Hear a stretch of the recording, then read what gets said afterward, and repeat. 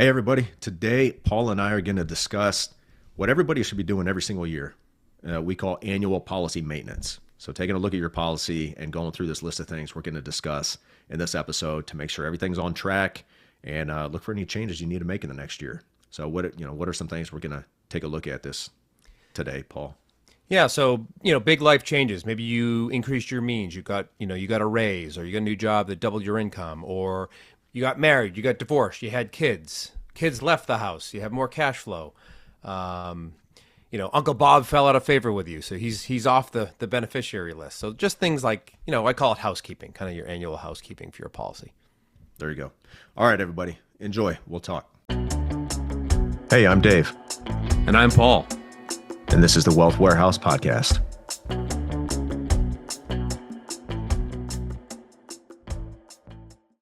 All right, we're back. Hey, Paul, what's new in your retired life? Well, since we last talked, it's freezing up here. Or down here, Really? I guess. Yeah, no, Yeah. it's freezing here too. It's brutal. It was 21 this morning, which is cold for Virginia. Yeah. Yeah, it feels even worse here. I know it's windy. So it feels like temperature's 20, but it actually feels like 9, something like that. Right. So, But in reality, what's new is I've got my first Veterans Affairs appointment tomorrow. I have 2 of them at 2 different locations, back to back. So I have to drive to Lorton, Virginia for an appointment, which is south of me. And then I have to drive to Arlington, which is where I used to work, and do another appointment right after that. So that's super interesting. I have no idea what the appointments. You can't tell when they send you this stuff. I can't tell what the appointment's for. I have no idea. yeah. It And could you be know a what? hearing test. Yeah, all of it could have been done over the phone probably. So, that's a lot of driving for a couple little appointments. I've got one Friday as well at the end of the week. So, Right on. yeah. Yeah. Well, your busy retired life. You sound like my mom. Busy week. I got 2 doctor's appointments this week. Yeah. Anyway, But, man, we're at the. Anyway, you we're- had an idea to. Yeah, we're closing in on the end of the year here. So, end of the year planning. I always like to spend some time planning for the next year. I think that's, making some time, think about this next year, maybe make some goals or whatever. We're not going to really talk about goal setting. You can find a different podcast for that. But year-end planning when it comes to your policy. So annual policy maintenance, let's call it, just like you might do on your car, right? You should do the same thing with your policies. These aren't set it and forget it. Put it in a drawer like most people think about insurance. You just put it in a drawer and close a drawer and never open it up again until it's needed, right? So we made a list of things that everybody should do with their policy. So go ahead and get out your notepad and start taking some notes here on what you should do on all of your policies. Say at the end of every year, just make it a standard timing. So we'll go down the list. The first thing, one of the obvious things is, hey, review your death benefit. How much death benefit do you have? And is that enough? So what could change your need for death benefit throughout the year? Well, maybe you got a raise. Maybe you had a windfall. Maybe you received an inheritance. Or maybe, from an IBC perspective, right? This is an IBC show. Is maybe you paid off some debts, like student loans or a few car notes or a mortgage, or you refinance, whatever it is. And now you have this extra cash flow. With that cash flow, if we're avoiding Parkinson's, we're kind of conquering Parkinson's law, Right. That should be capitalized. Now that could become new premium. Yeah, exactly. I think that's one thing people don't think about is I paid off this debt, I have extra cash flow, but I'm already in the habit for maybe years paying off the student loan debt or paying off this car. I want to keep the habit going. Put that Yes. capital into a new policy or your current policy, however, you've designed it, or maybe you convert some term. But yeah, that capital should be going somewhere beneficial to you, not just, going out to eat 3 times a month now with that extra cash. Right. Yeah. So That good. would And be then bad. That could be bad for many reasons. But you said you got a raise. So how does the fact that, let's say you got, you're making 10, 20% more this year than last year.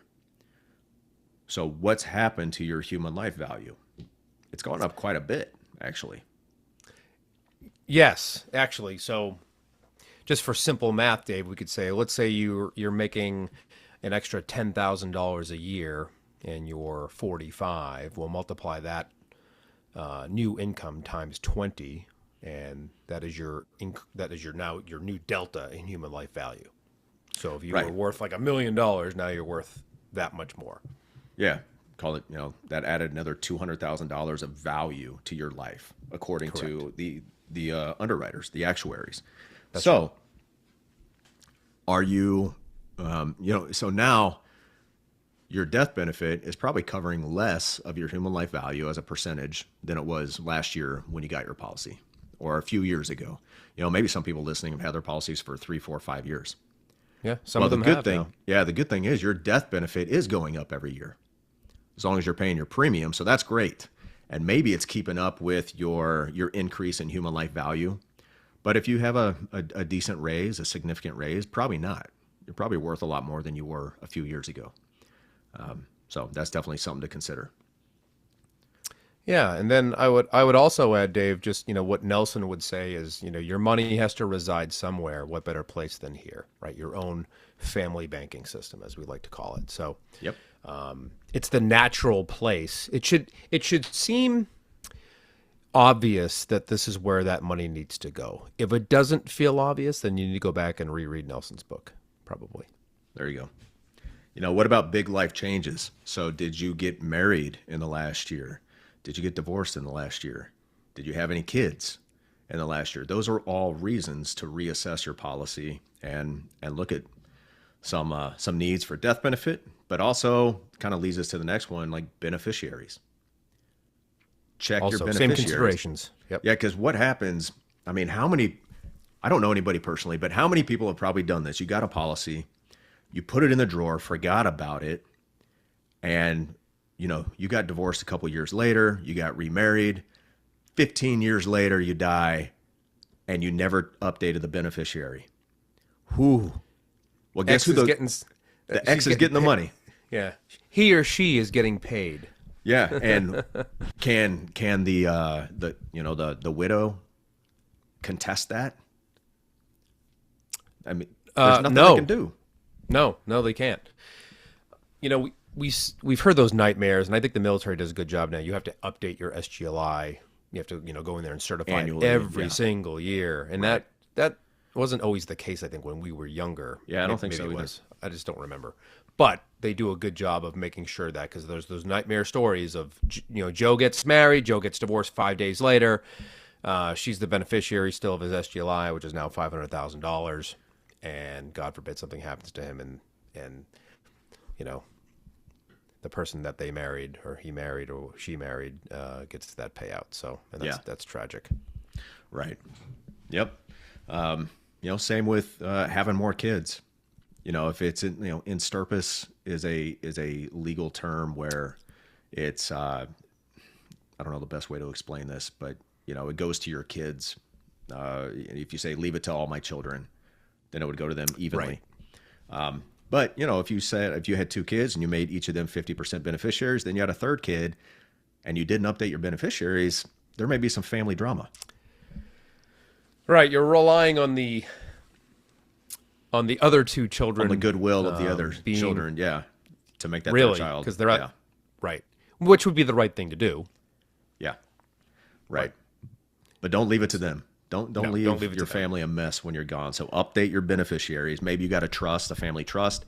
You want to make the trust the beneficiary. Update it.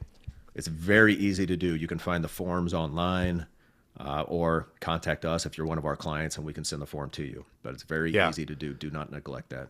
Very simple. And I think with at least one particular company that, starting with the new client portal next year, they're going to be able to do that with dual factor authentication in their new client portal.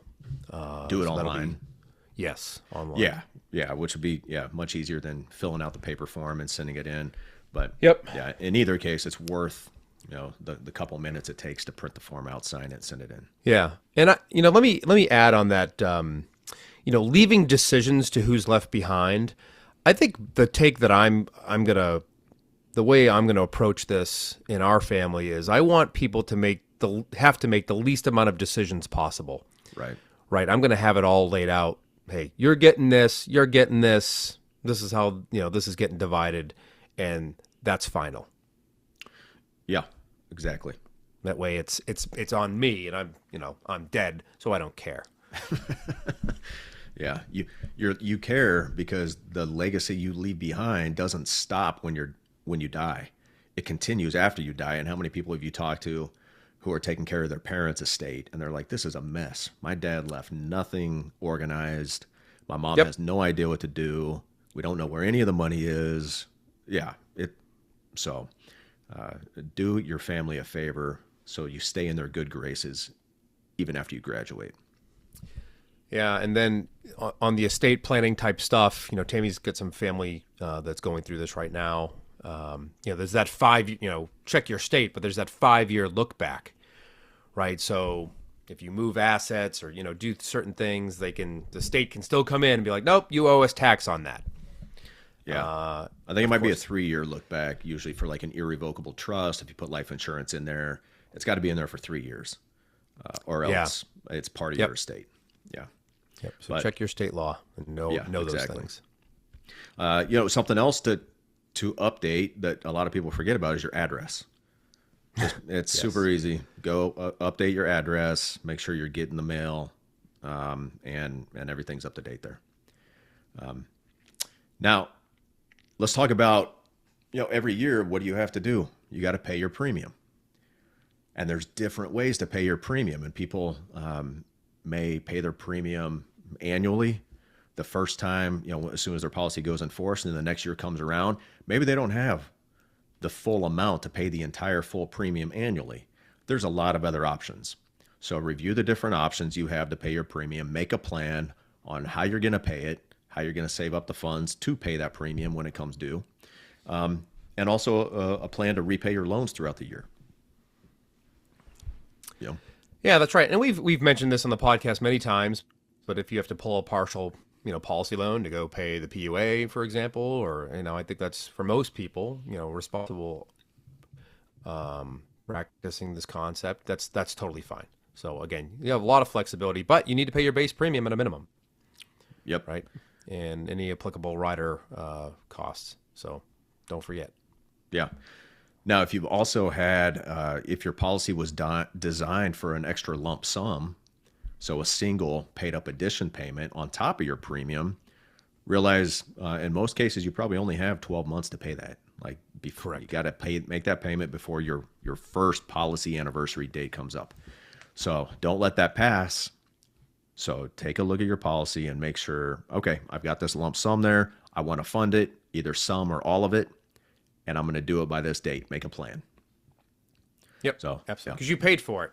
You paid for some term rider to in order to accept that lump sum. So right, to build the room for it. Yep, that's right. Now there's also extra paid up additions payments you may be able to make every year. So that's another thing. After your anniversary date, or just do it now at the end of the year, because you're in a policy year right now. Just call up the company and say, "Hey, do I have any extra PUA that I can pay on top of whatever's illustrated?" They may say yes and tell you the exact amount down to the penny, and you can go online and make that payment. Yep, very simple. Yeah, I recommend people do that every single year. After your anniversary date passes, call them up, say, "Do I have any extra room?" They'll be able to tell you right then. It's pretty easy, and they'll tell you how much you can pay without it becoming a modified endowment contract. Right. Yeah. Yeah, you've got me doing that now. Yeah. I didn't even realize that until a couple years ago. Yeah. And it dawned on me that, man, there's extra room in here. Yeah. I want to fill that up. I have the means. Fill it up. All right. Well, so here's a big one. And Nelson talks about this in the book, but the natural expansion of your system. Are you ready to expand your system in the next year? So, what are some considerations we might think of on that or plan for? Yeah, well, I'm going through it right now. I've accounted for my upcoming premiums, right, that I'm going to have to pay in 2025.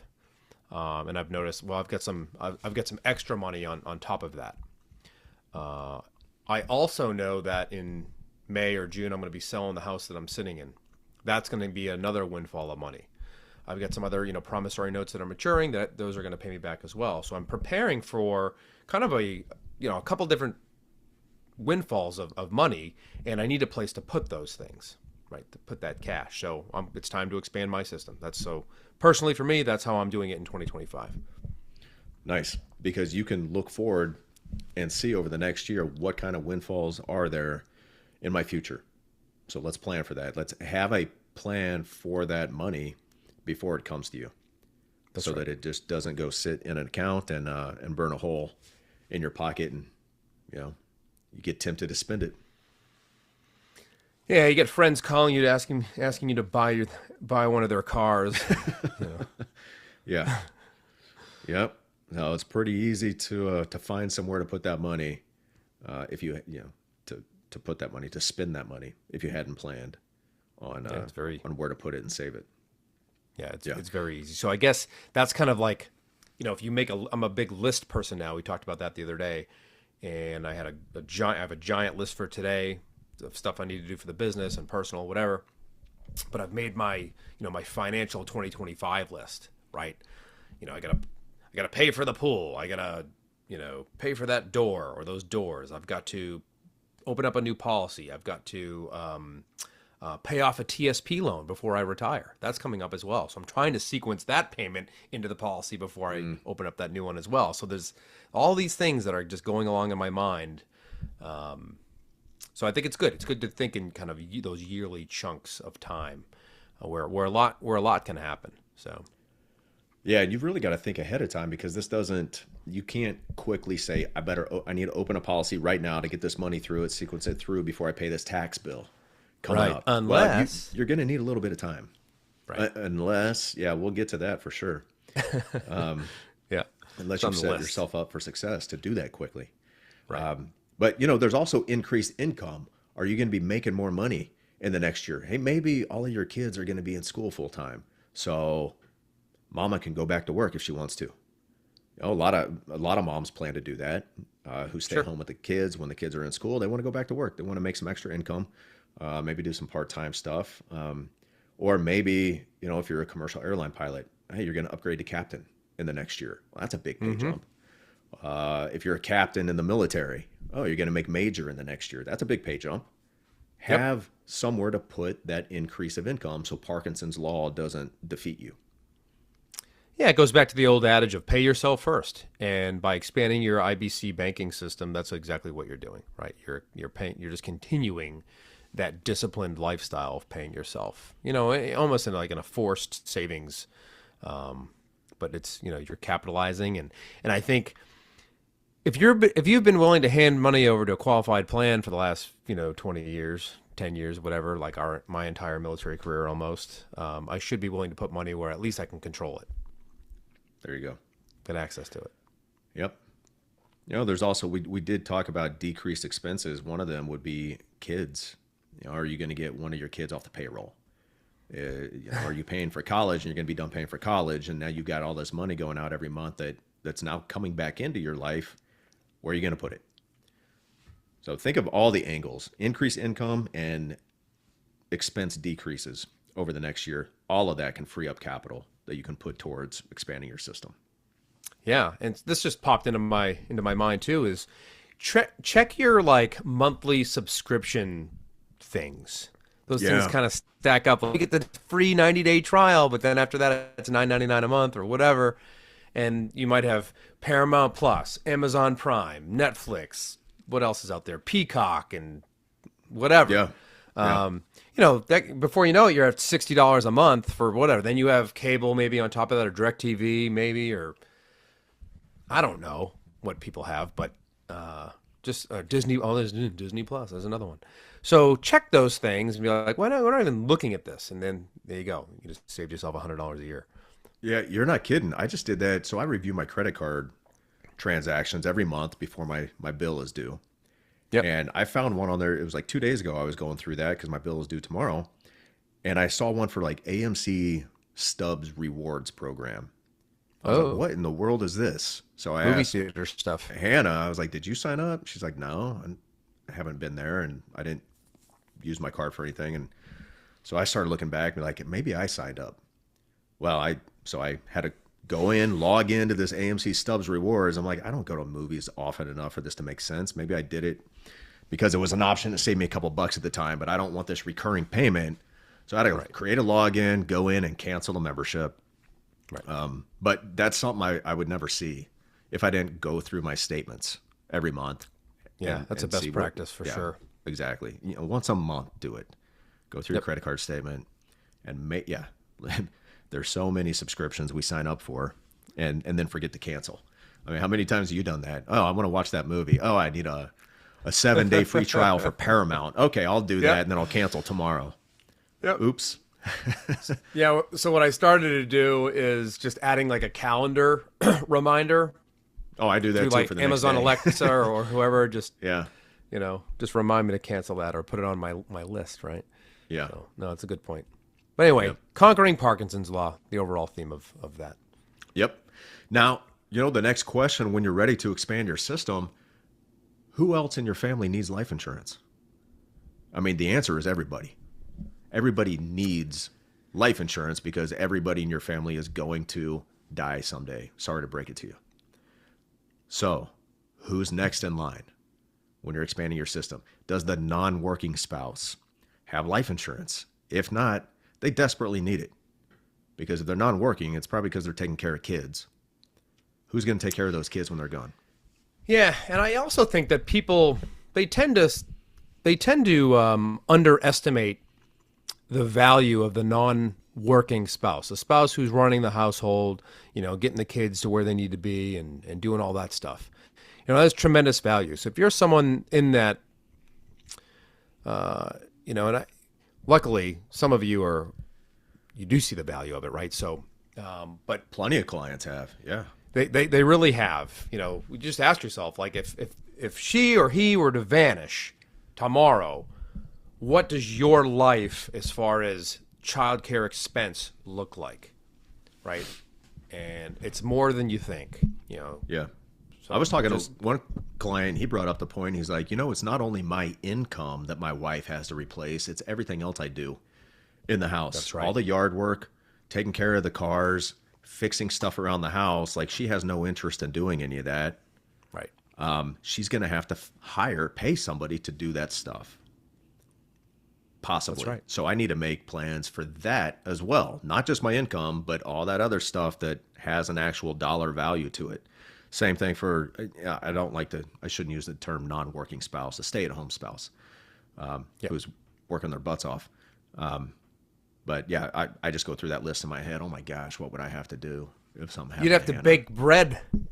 I'd have to bake the bread, make dinner, make lunches for the kids, like all this, so much stuff.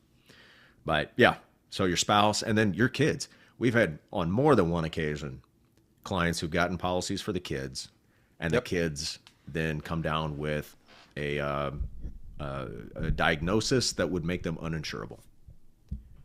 But they've got insurance on the kids. Those kids are good, which means those kids, when they grow up and have kids of their own, their kids are now taken care of because dad and mom, made plans. Yep, they had the foresight to, and that for that one client that is now twice, or that is literally going to pay dividends for their family for generations. Yep. Because I think that particular gene it's very prolific as it goes through. It just is obviously a fairly high probability it's going to be passed along. Yeah, and if not yet, like, it didn't even happen until one of the kids was like 10 years old. Right. So, you can get policies on a kid that as soon as they get a social security number, you can get a policy on a kid. Yeah, generally like 2 weeks, 30 days, somewhere in that range is. I've put in apps on kids less than 2 weeks old, Yep.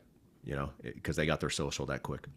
Yep. So it's pretty funny how quickly the government wants you to have that Social Security number. Yeah, Yep. a lot of reasons for they that do. one. Of course they do. Yeah. Okay. And then now let's talk about, we alluded to this, but we're talking about, hey, it takes time to go through underwriting, get approved, put a policy in force, pay the premium, have access to the cash value a couple weeks later, request a loan. Like that whole turnaround time could take months. Months. Months. Yeah. Now, what could shorten the kill chain there? What is the technique that we encourage people to do to Yeah. make sure that it doesn't take months? Yeah. So we both have, and a lot of our clients have now, we kind of started to institute this this technique or this strategy of going through underwriting for your whole life policy so you can start practicing IBC, but also bridging that death benefit gap that you will have. Right? Nobody is getting to their full human life value with whole life right out of the gate. They're just not. It's they don't have pretty enough difficult. premium dollars to pay. It's very difficult. Yeah. But that being said, we open up a convertible term, 10, 20 year, 30 year, whatever, depending on your age. And we bridge that death benefit gap with convertible term insurance so that when you do have these events of windfalls like I'm going to have when I sell this place and that note pays out, is I can take action immediately. And within one business week, I can have a new policy in force, whole life. So I can expand my IBC system. So again, get some convertible term. If you go through our process, we're going to recommend it automatically. It's going to be in the conversation because it's important. So that the underwriting process can be a pain in the butt. It can Yeah. be a lot of time, depending on your health. Some people it's quick, a couple weeks. Some people it's 6 months. Yeah. Yeah. And just like we talked about last week, if you didn't listen to last week's episode where we talked about starting IBC in your 40s and 50s, we also talked about this strategy for people in their 40s and 50s, but especially for somebody in their 20s and 30s, because your peak earning years are ahead of you. Your best health is probably today. You're probably Yes. not going to be healthier today from the underwriter standards as than you will be 20 years from now, right? You'll be healthier today than 20 years from now. But how would you like to lock in your health rating today? And you can use that 20 years from now to create your next policy during your peak earning years. Yeah. So if you get, so what Dave's talking about is if, let's say you come back, we send you through underwriting, you come back super preferred, no tobacco. That's the best possible rating. And companies call it different things. There's like whatever, but Right. let's just say you're the highest rating regardless of the company we're using. That means 19 years later, you could, double your weight and You could let Still get yourself that. go. yeah, let yourself go, get super comfortable. Yeah. But you've locked in that rate, and it's that's phenomenal. I mean, because you're not going to get healthier generally. You're just not. Right. I mean, unless you're a pretty unhealthy 20-year-old, you're not going to get healthier. There's a lot of those out there. Yeah. So there's a lot of people, there's a lot of room for improvement. I guess that's the way I always say, I can always there's always room for improvement, but, there's always the ability to expand your system when it comes to IBC. That's right. Yeah. And you should be, I guess, the mindset should be, I should be seeking to do those things. How can I cycle more capital through my own family banking system? Exactly. Yep. Before it leaves my hands for good. Right. Yeah. Well, good, man. I think that's pretty good. A pretty good summary of things everybody should be doing every year, looking at all your policies. So I don't know. Is there anything else you had in mind for that one? No, I think that just about covered it. Again, it's just kind of like some annual housekeeping, which I know a lot of you do anyway. You've got your like life financial spreadsheet thing, that's Right. got 4,000 tabs and it's all linked with formulas that are a mile long, and you just love it, and it's like your one of your babies. So go update that and include your life insurance kind of conditions check around the time you make your annual or or, on the policy anniversary if you're a monthly payer or quarterly payer. So, Yeah, block an hour on your calendar to do this. I think more people probably spend more time planning their weekly fantasy football lineup than they do their annual financial outlook. So spend an hour doing this, going through your policies and planning your next year I've never financially. done that. Have you ever played fantasy football? I've never done I did for a couple years, like decades ago, and I just stopped setting a lineup because I didn't care that much, and I was like, Yeah. they wrote me into this every year, and I don't care, and I just lose money, so what? So I quit playing. Yeah, I don't do I'm it. surprised you did that. Yeah, it was only like $10. We were just young lieutenants and captains who didn't Yeah. have much money. Right. Yeah, yeah. Well, anyway, everybody, hey, enjoy December. Merry Christmas, Happy Holidays, and we'll be back next week with more. Until then, control your capital. Or somebody else will. Hey, thanks for listening, everybody. If you'd like to have a conversation with us to see how you can become your own banker, or if you have any questions or topics you'd like us to tackle on a future episode, please send us an email to davidandpaul@theibcguys.com. And subscribe and leave us a review if you're on Apple. Follow and leave us a 5-star review if you're on Spotify. And please share this with your friends. We'll see you next week.